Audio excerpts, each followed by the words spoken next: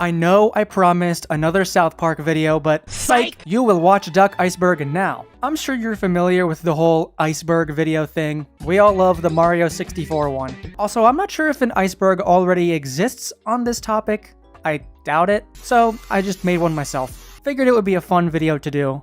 A bit of a lighter excursion after the two massive deep dives we just did. So without any more intro, because I'm a lazy writer, let's start the iceberg.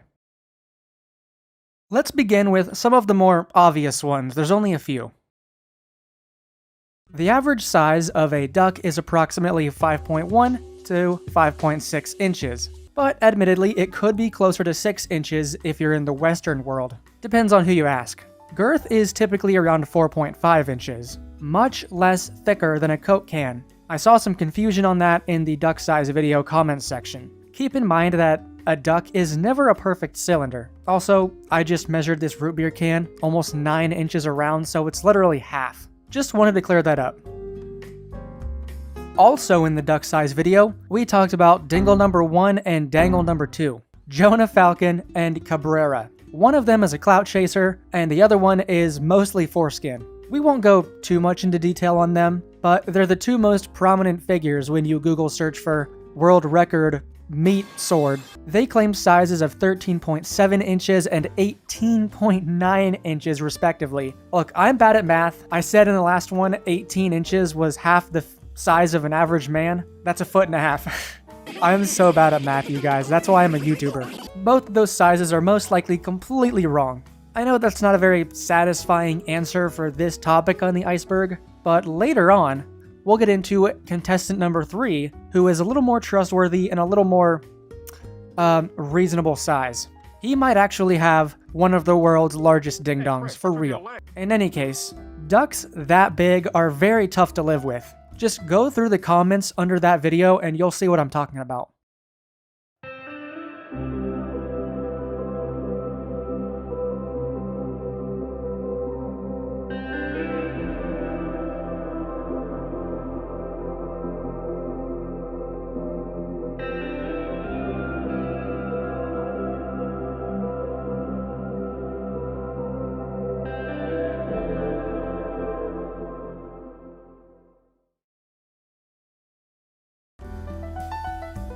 Morning wood is when you wake up and you suddenly have an erection.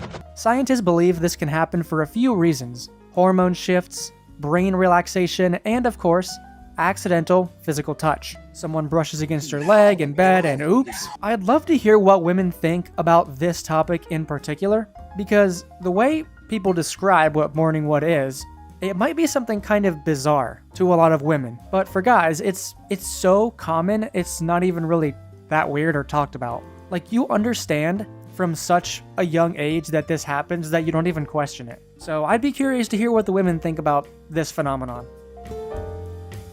So wet dreams are what happens when ejaculation occurs during sleep. Also referred to as nocturnal emissions, these are typically caused by dreams about sex, even if you don't remember the dream. But they can also happen randomly as a way for the body to eject a substance when it gets built up. It's completely normal. This can even happen to women too, where they orgasm during their sleep, although it's not as common. So this one's a bit weird, and I had no idea about this. It's actually a common thing for babies to be born full mast. According to a study from 1991, it is old, but I did really read into it. It looks pretty reliable. Fetal erections most commonly occur during REM sleep, and they can happen a number of times each hour. No one is quite sure why this happens, but it might be the body's way of testing things out and keeping them running correctly. So it's just a way for the body to test that everything is working properly and, again, completely normal. No, this is not the name of the Has-Been Hotel character. Angel lust is the phenomenon where a corpse will get an erection. This typically happens moments after death. Most commonly, it occurs in people who have died from hanging. Scientists believe that it may be due to pressure from the noose on the cerebellum. However, it has also been reported following death by a gunshot wound to the head, damage to major blood vessels, and poisoning. Another theory is that the erection is caused by the brutal destruction of the cervical spinal cord. This brings up the interesting question: Who's the first guy who discovered that a corpse can get an erection? And why was he checking? Looking for an erection on a dead body? Kinda sus, bro. Have you eaten your Wheaties today? No? Oh, well then you must be a serial masturbator. This is one that a lot of people commonly know, and I kinda thought it was a myth, because it just sounds so outrageous, but no, it's real. John Harvey Kellogg thought that cornflakes would prevent you from committing the evil sin of self-pleasuring. Self-pleasuring is not an evil sin, by the way, but that's how America worked back in the day, I guess. And no, it doesn't work. It doesn't make you go blind either, says this article that I'm reading from. Wait, cornflakes or masturbation makes you go blind? Maybe it's both together, the forbidden combination. We also covered this in the duck size video. Basically, among men, there is no consistent relationship found between the size of your flaccid duck and the size of your erect duck. In one study of 80 men, researchers found that increases from flaccid to erect lengths ranged wildly from less than a quarter inch to 3.5 inches longer. Whatever the clinical significance of these data may be, the locker room significance is considerable. You just can't assume that a dude with a big, limp one gets much bigger when he gets hard. You really have no clue what it's gonna do. And a guy whose member might look very small flaccid might end up being bigger than the shower who already had a big flaccid one. You see what I mean? It's a matter of ratios, not inches. An analysis of more than 1,000 measurements taken by sex researcher Alfred Kinsey shows that shorter flaccid ducks tend to gain about twice as much length as longer flaccid ducks. You do hear of a few cases where someone who's already big becomes a lot bigger, but it's more common for smaller guys to be growers and bigger guys to be showers. So basically it sounds like God may have somewhat nerfed the big swingers, but the data is not consistent enough to draw huge determining patterns. Erectile dysfunction is the inability to develop and maintain an erection that is sufficiently firm for satisfactory sexual performance. You can't get hard, or you have trouble getting hard. Diabetes is a leading cause, as is natural aging. This is where medications such as Viagra comes in, the V-pill. They can aid with erectile dysfunction. If you're out there and you're experiencing this, it is a very common thing, so you really shouldn't feel bad. Like I said, natural aging is a big factor in this, and sometimes it just happens. But you shouldn't feel bad because your duck is not the only tool that you can use during sex, especially if you're with someone who's more experienced. Using your mouth and hands can actually go a long way. Duck envy is the contested Freudian belief that all women inherently envy men for having ducks. They want one themselves, which is what Freud thinks, and it's kind of stupid. I don't need to tell you how dumb that sounds. I mean, I'm sure there are some out there that are curious, maybe wish they had one, but I don't think it's a super common thing. But maybe I'm wrong. Tell me in the comments. I don't know. I think this is something that's been willfully unattended to in the world of duck research. This one's pretty well known, but it's not as much of a big of a deal as you think. There is a link between smoking and constricted blood flow to your member. Whoa. Which can make it appear ever so slightly smaller when flaccid. But while there may not be a huge impact on size, there is a noticeable impact on ED, erectile dysfunction.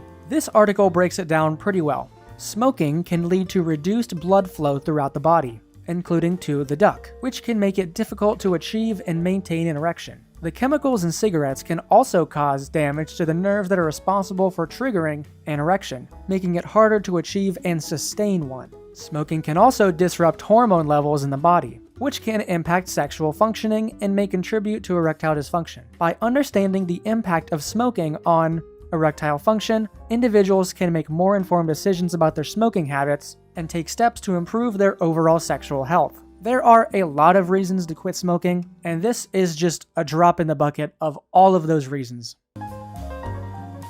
The following figure may surprise you. Worldwide, only about 37 to 39% of males aged 15 and older are circumcised, according to a 2016 report published in Population Health Metrics. Rates vary greatly depending on religion and nationality. Almost all Jewish and Muslim males in the world have circumcised ducks, and together they account for almost 70% of all circumcised males globally. There is some research that shows that there may be health benefits from circumcision. For instance, circumcised men may be less likely to pass STIs and STDs to their female partners or to develop penile cancer, which is a very scary thing that we'll talk about a little farther down.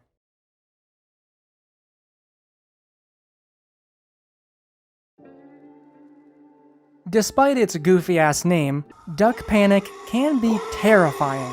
It is a very real delusion of shrinkage of the dong and retraction into the body. This appears to be culturally conditioned and largely limited to countries such as Ghana, Sudan, Japan, Southeast Asia, and West Africa. Now, this one is actually really crazy. There are efforts by scientists to partially or fully regenerate the structures of someone's duck. Yes, you heard that right. We've made some serious progress on penile regeneration. Patients who can benefit most from this field are those who have congenital defects, cancer, and injuries that have excised parts of their genitalia. It is related to a procedure called allotransplantation, but we'll cover that in more detail later on. This is an unfortunate thing that does happen from time to time. It's pretty much as it sounds. Sometimes, a circumcision is incorrectly performed, leading to certain complications. Redundant foreskin is one of the most frequently corrected issues after initial circumcision. In the flaccid duck, part of the foreskin may still cover the glands. Where insufficient skin is removed, it can rub, develop excess scar tissue, and over time may develop into phimosis. Phimosis is a future topic on the iceberg. A buried duck might result in unsatisfactory cosmetic appearance, voiding problems, and sexual dysfunction. The duck itself is of normal size, but its outward profile is obscured. It occurs due to an overabundance of subcutaneous tissue and/or fat in the prepubic area. So, a lot of tissue down there, and it's covering up the majority of the duck. Doctors assess sexual function, including erectile dysfunction, erectile discomfort, and penetration difficulty during intercourse. There are other types of complications that come from botched circumcisions, but these are the most common. Some of you may have heard of this one before, and yes, it is true. At one point in time, the male duck had spines going up and down the shaft, but human ancestors lost these prickly structures before Neanderthals and modern humans diverged some 700,000 years ago, according to a 2010 study published in the journal Nature. Scientists aren't exactly clear on the function of those spines, but some propose that they allowed for quickies because they can create an erection quickly and are more common in promiscuous species, such as cats. Tomcats have rather terrifying spines on their ding-dongs. Can you imagine that? Call me the potato chip, cause I give you that extra crunch.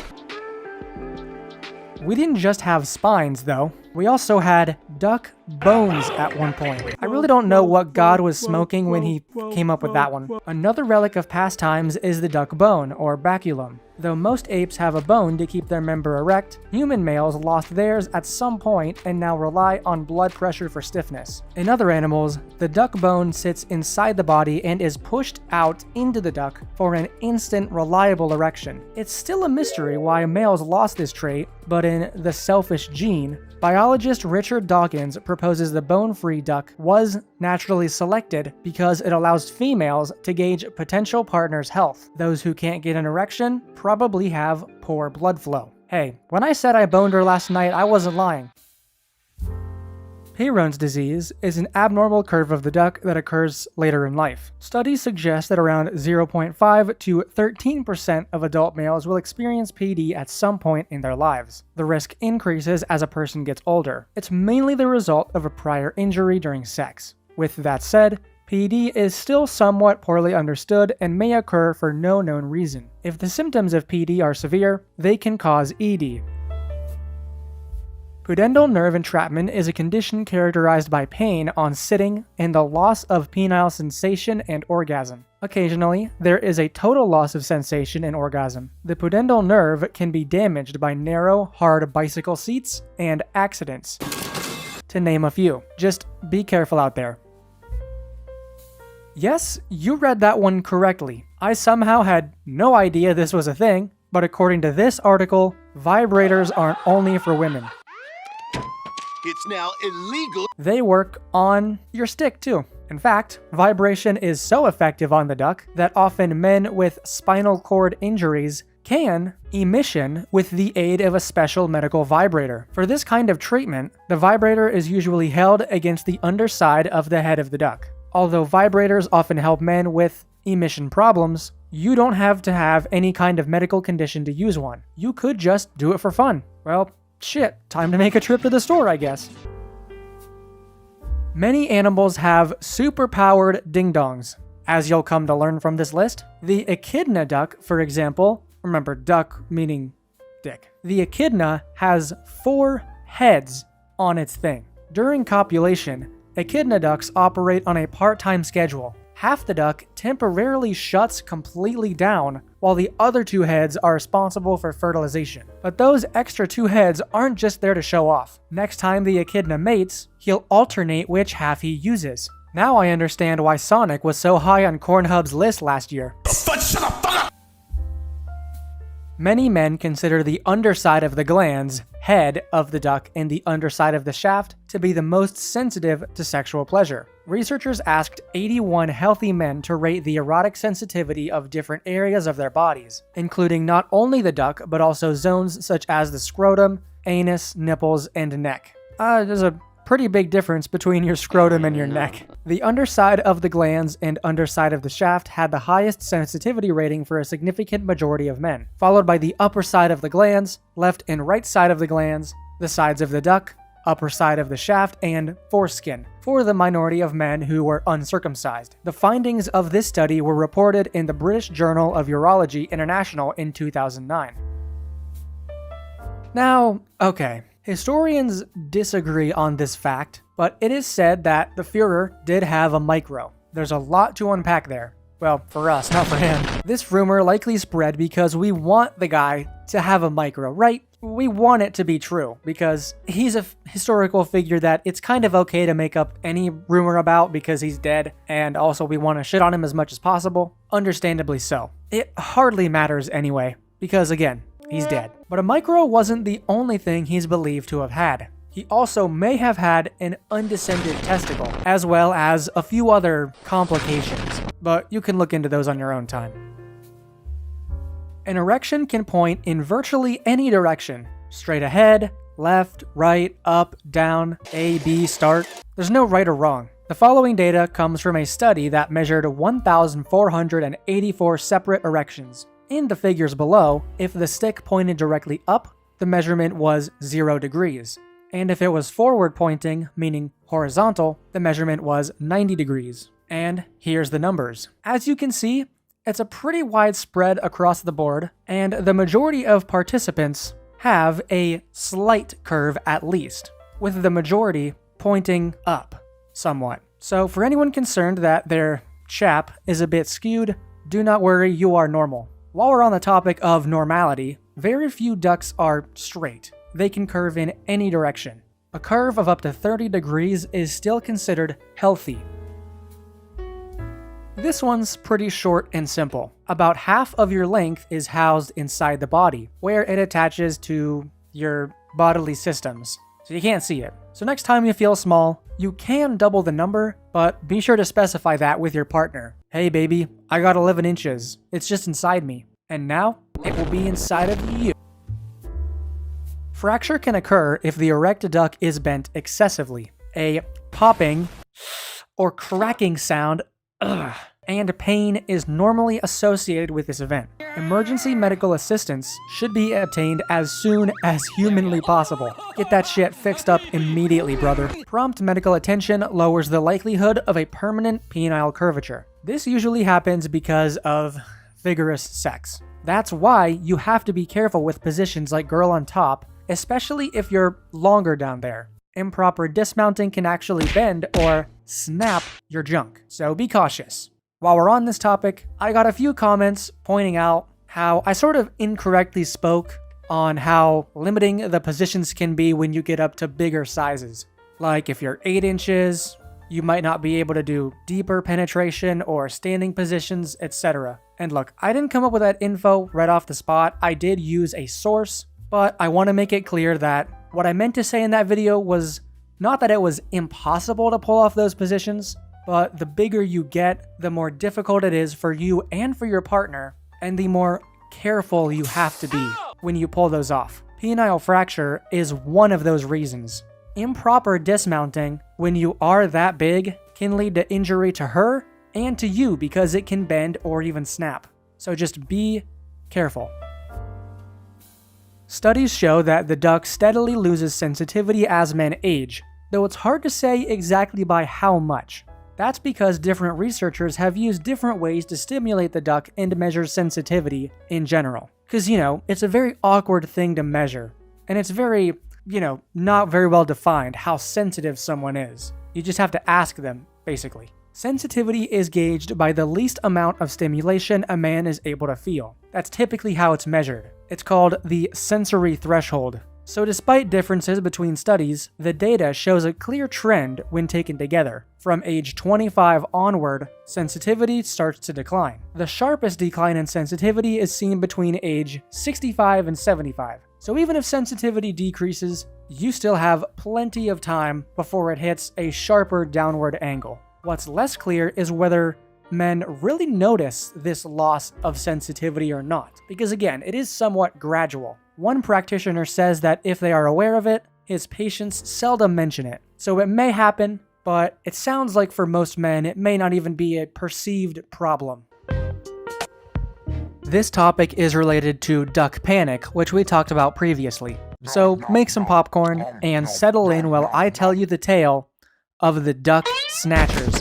In April of 2008, Kinshasa, Democratic Republic of the Congo, the West African police arrested 14 suspected victims of duck snatching and sorcerers accused of using black magic or witchcraft to disappear or shrink men's ducks to extort cash for the cure, amid a wave of panic. So basically, quote-unquote sorcerers were pretending to steal men's ducks away and then asking for payment to cure them. Arrests were made in an effort to avoid bloodshed seen in Ghana a decade before, when 12 duck snatchers were beaten to death by mobs. This is not a joke. There was a real wave of panic that swept across West Africa in the previous decade, where people were legitimately afraid their genitalia was shrinking or going to disappear completely. It is believed that this is caused by a form of mass hysteria, a psychological phenomenon where a lot of people, for whatever reason, fall victim to an outlandish belief or partake in strange behaviors. What causes mass hysteria, groupthink, stress, and other factors are thought to be the cause of these bizarre outbreaks.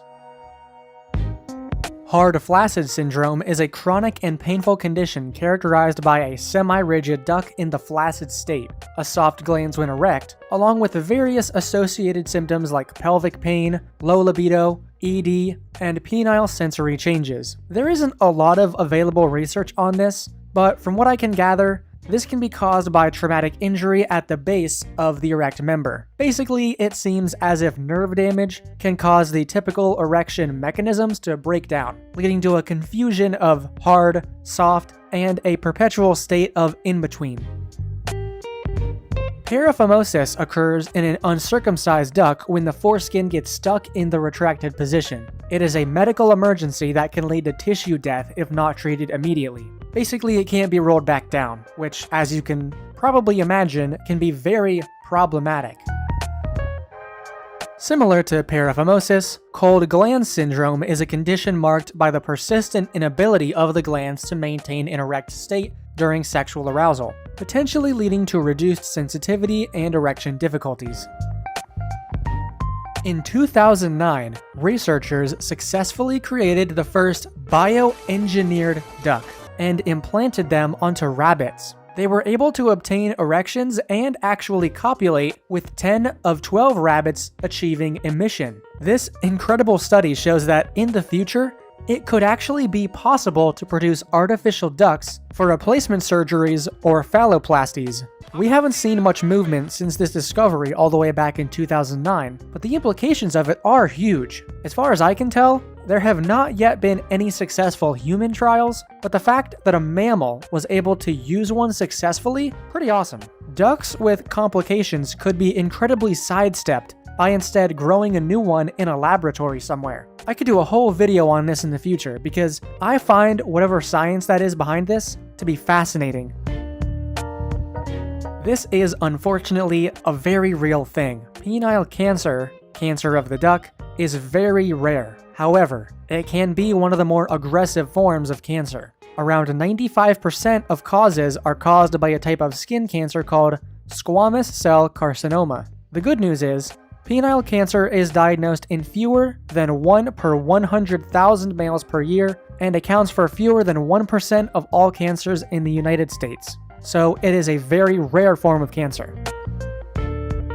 An allotransplant is the transplantation of cells, tissues, or organs to a recipient from a genetically non-identical donor of the same species. Essentially, it's taking the body mass of one individual and transplanting it directly onto another individual. The first successful allotransplant surgery for a duck was done in September 2005 in a military hospital in China. A man at 44 sustained an injury after an accident and his duct was severed. Urination became difficult, as his urethra was partially blocked. A recently brain-dead man, aged 23, was selected for the transplant. Despite atrophy of blood vessels and nerves, the arteries, veins, nerves, and the corpora spongiosa were successfully matched. However, after 2 weeks, the surgery was reversed because of a severe psychological problem, meaning a rejection by the recipient and his wife. So it was successful, but eventually reversed. It looks like we've still got some work to do when it comes to complete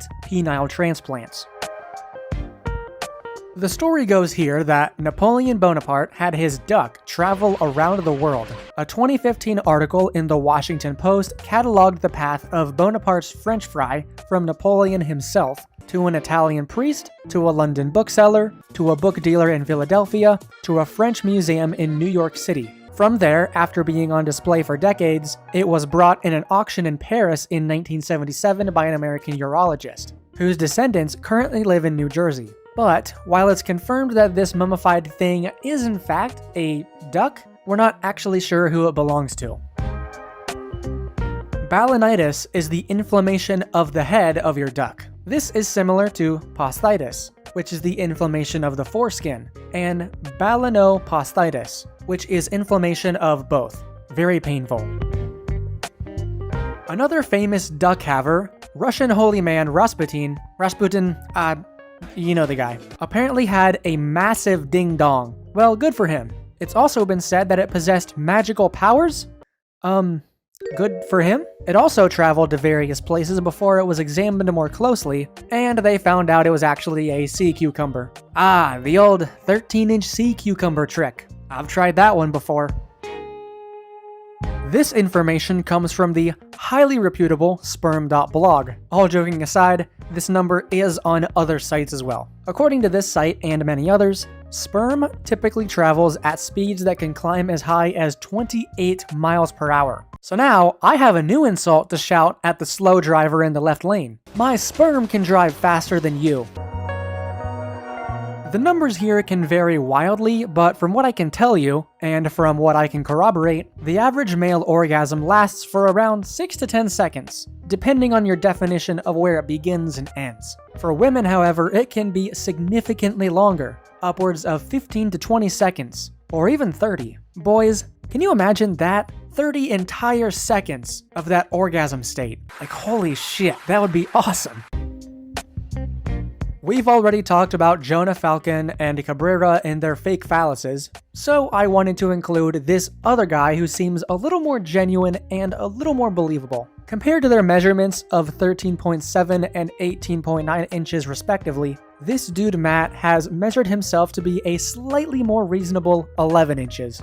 Still, massive. He's about 7.75 inches around at the widest point, meaning he's also very thick. He may not be a true record holder, but he is certainly up there. The reasons I like and trust this guy a lot more are because, number one, the photo evidence of his bulge seems a lot more accurate to the measurement. And two, he's been willing to share how much more of a burden a big duck is than a gift. I'm not glad he has trouble, that's not it at all. But his experience seems a little more, I don't know, genuine? Apparently he ended up giving a girl a concussion because he accidentally whacked her in the face with his dong. I mean, that seems kinda hard to believe, but if it is that big around as well, I guess it's not impossible. It's almost like a baseball bat to the face. Sex in general seems to be a real struggle for him, and more than anything, he's tired of people fetishizing big ducks, like his. He kinda just wants to have a normal life. And you know what? I feel for you, man. Obviously, it's hard to judge someone's character this way, but you seem like a nice guy, and I wish you success. If this topic seems kind of like a detour on this iceberg, that's because it kind of is. I just wanted to highlight the amount of comments I got under that duck size video about men with huge ducks, like 7, 8, and 9 inches. And also from women who had taken huge ducks like that. And almost always, if you read those comments, you'll see they almost always end with some kind of bruising, a hospital visit, or just an unhealthy stigma. Bigger guys have just as many unseen struggles as smaller guys. You know, we're not comparing who has it worse here. That's not what I'm doing. But I want to make a future video solely about really big guys, and I want to get testimonies from them about what it's like to have that. Even if your life is perfect and you can use a big duck successfully, that's great. I want to hear your experience because I think there's a lot of unheard struggles here. Speaking of the duck size video, I wanted to include awareness of one particular comment I received. Cloacal exstrophy is a birth defect that affects the urinary, digestive, and reproductive systems. It causes an inside-out bladder and organs that push through a hole in the abdomen. A child with cloacal exstrophy also has divided genitals and an incomplete anus. Infants need staged corrective surgeries to treat each of these problems. This relates to the duck iceberg because of that second to last line. Corroborated by this commenter, this defect can cause genitalia that is actually divided, and you will have a massive scar that runs down the length of your shaft. Despite this condition, this particular commenter has learned to accept himself for who he is, and I think that's very admirable. It really puts it all into perspective. I've been saying that it's not about what you have, but it's about the confidence and self-love you have for yourself. If he can come to love the body he has despite his condition, so can you. There's not much to say about this dude in particular, Milton Berle. He's just another actor who apparently had a huge wang. That's it. Dolphins are known for their intelligence, promiscuity, and absurdly dexterous ducks. Whoever wrote that, I hope you got a raise. They have a prehensile ding-a-ling, meaning it can swivel, grab, and grope, much like a human hand. God, can you imagine a Gang Beasts mod, but you're controlling a dolphin penis? A prehensile duck helps males navigate the complex, labyrinth-like reproductive tracts of female dolphins. You know girls make fun of us because we can't find the clitoris or whatever, but imagine if we were dolphins. Literally a corn maze down there. Dolphins don't just use their ducks for baby making either. Bottlenose dolphins frequently copulate for pleasure, and often with members of the same sex. Dolphin sex doesn't last very long, only about 10 seconds. But males can have emissions multiple times an hour, all very interesting. So apparently, frequent erections are important for a continued use of your ding-a-ling. You need to have erections regularly to keep your duck in shape. Quote, "It has to essentially be exercised," says Tobias Kohler, MD, assistant professor of urology at Southern Illinois University School of Medicine. To maintain a healthy tone, the smooth muscle of the duck must be periodically enriched with oxygen by the rush of blood that engorges it and makes it erect, he says. But the brain also has an automatic duck maintenance function built in. Impulses from the brain cause erections during the dreaming phase of sleep, called REM phase. It doesn't matter if you're having a hot sex dream or a zombie apocalypse nightmare, your duck gets hard during that period of the sleep cycle. This may actually explain morning wood. Frequent erections are important for a healthy duck, so it makes sense that our brain would just make time for it when we're asleep. Like, nah, it's just duck maintenance. Most people with ducks have very little control over exactly when they have emissions. This is partly because it does not involve the brain at all. The signal to have an emission comes from the spinal ejaculation generator, which, I'm sorry, that just sounds like a level in Half-Life. Dr. Freeman, you need to activate the spinal ejaculation generator. Get your dork ass down to the test chamber or else I will shove the sample up your ass. This region in the spinal cord coordinates the necessary functions. During intercourse, the spinal generator integrates the sensory inputs that are necessary to trigger emissions. At the time of emissions, it coordinates the sympathetic, parasympathetic, and somatic outflow to induce the two phases of emissions, i.e., the emission and expulsion. It also provides the brain with signals related to the occurrence of emissions. This is why it's hard to control your orgasm with your brain. It's because your brain isn't even in control, really. See, honey? It's not my fault. It's my spinal cord's fault. Of course, the brain does have some input into these matters. We know this because thinking about something else is a well-known way to delay the event. But the nuts and bolts of the whole operation are dealt with in the spine, rather than the brain. I'm going to combine these two together because they're heavily related. Priapism, a form of persistent genital arousal disorder, is a painful and potentially harmful medical condition in which the erect duct does not return to its flaccid state. Priapism lasting over 4 hours is a medical emergency.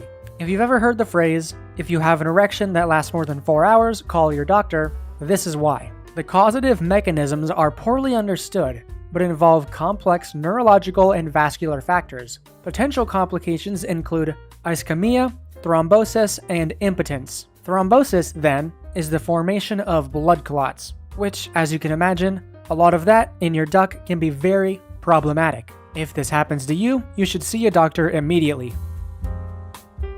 Hypospadias is a developmental disorder where the meatus, yes, it's actually called the meatus, it's the pee hole, is positioned wrongly at birth. Some believe Hitler had a form of this. The hole is not on the end of the tip where it should be. It's in another spot, which is kind of crazy that can happen, but it is possible. It is usually corrected by surgery.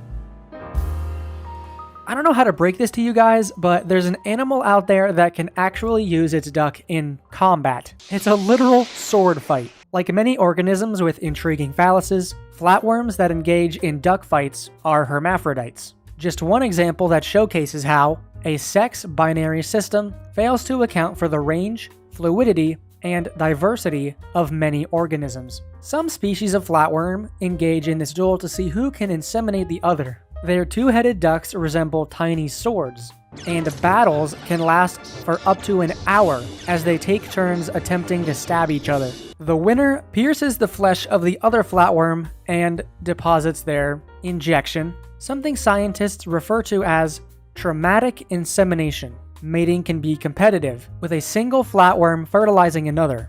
In other cases, like with the tiger flatworm, they can play both roles. Each flatworm gives and receives sperm from its partner. Thank God we are not flatworms. I don't want my buddy challenging me to an insemination duel. Numerous writers have claimed that LBJ, Lyndon B. Johnson, took inordinate pride in the size of his member and would refer to it as Jumbo. Okay, dude. Do not give your duck a name, please. The author of this article also reached out to the biographer of Lyndon Johnson, Bruce Schulman. Though stories abound, I've never seen a verifiable account of quote-unquote Jumbo. LBJ did refer often to other people's peckers though, cutting them off, throwing them in drawers, dirty jokes, etc. This may be evidence towards an obsession with dongs because of his big size, but it may also be his sense of humor. We can't really know for sure. If you remember, hypospadias is a condition in which the opening of the urethra is on the underside of the duct, rather than at the tip, so it's the underside. It is one of the most common congenital abnormalities in males. Epispadias, on the other hand, is a similar condition in which the urethra opens on the top side of the duct. Surgery is recommended for both conditions. Chordee is an abnormal curve of the duct at the time of birth. It is more common in males with hypospadias, but can also occur on its own. In adolescent and adult males, chordee is most noticeable during an erection. We talked earlier about how curves and how they're perfectly normal. This is not that. This is a more aggressive curve that requires correction. Blue whales are the biggest animals on Earth. It is no surprise then that their ducks are also the biggest. Blue whale dongs range between 8 and 10 feet with a foot-long diameter. Not girth, diameter. Each of his testes alone can weigh up to 150 pounds. And I may regret saying this, but each load can be a gallon at a time. I actually might throw up. We're moving on. So the blue whale might have the world's biggest duck, but size is relative. Barnacles have the biggest duck to body size ratio, with their genitalia being nearly 8 times their total body length. Barnacles are stuck in place for life, so they use their super long ducks to reach other nearby crustaceans, blindly depositing their emissions inside their neighbors. Like flatworms, barnacles are hermaphrodites that can fertilize others, be fertilized, or both. Earth is an amazing planet with so much diversity, but you know what's even crazier? Scientists have found that barnacle duck features change based on where they live. The barnacles in rougher waters have short, stouter ducks, while those in calmer areas have long, slender ducks. I'm not small, honey. I live in Ohio. This is the eyeless cave insect. What's special about them? They have reverse genitalia. Males of the species have a vagina-like pouch containing sperm, while females have a special duck-like organ that penetrates and vacuums up the emissions from the male. I suppose cleanup would be a lot easier then, huh? Okay, this is the one that's most interesting to me. Diphalia, or penile duplication, is the rare condition of, you guessed it, having 2 ducks. Yep, it's possible. But don't waste your third wish on a second member just yet, because it's not all sunshine and rainbows over there. Typically, diphalia comes with other complications, and both are not fully functional. Although there is one news article I found about a guy who claims to have 2 fully functional members, and can use them both at the same time. I can't find a supporting source for this one though. So for now, I'll just chalk this one up to, you probably don't want it. Now, the other side, the congenital absence of a duck is called aphalia, and it is an extremely rare condition, affecting 1 of every 30 million births. This makes it 6 times as rare as diphalia, actually, and it usually occurs with other congenital abnormalities affecting the heart or digestive tract. The cause of aphalia is unknown, and so far, fewer than 100 cases have ever been reported. Has anyone ever had to get a stunt double for their wiener? Yes, and you may know him. Willem Dafoe did have to hire a stunt double for his ding-dong. You can find multiple sources collaborating this. Willem Dafoe famously required a body double while filming the movie Antichrist, because his member was too large and too distracting. Hey, like we needed another reason to say that having a big duck isn't always a good thing. But yeah, I heard about this. I thought it was just a rumor until now. Basically, the focus of the sex scene was not supposed to be how big he was, but his duck is so massive that they couldn't film the scene without the scene coming off as, hey, look how massive this dude is. So he had to get a duck double. Bedbugs are famous for their aggressive, stabbing sex. Sometimes, overzealous males kill females with their saber-like duck in the process. Fellas, be careful when you're going down on someone. You're not supposed to stab anyone to death with your thing. Chromodorus reticulata is a type of sea slug that will eject its duck into the ocean's abyss after it's done mating. Just whoop, goodbye. But this loss doesn't mean their sex life is over. They have at least 2 more disposable member segments hidden away. As soon as 24 hours later, the slug is ready to go again with a new duck. Pretty incredible.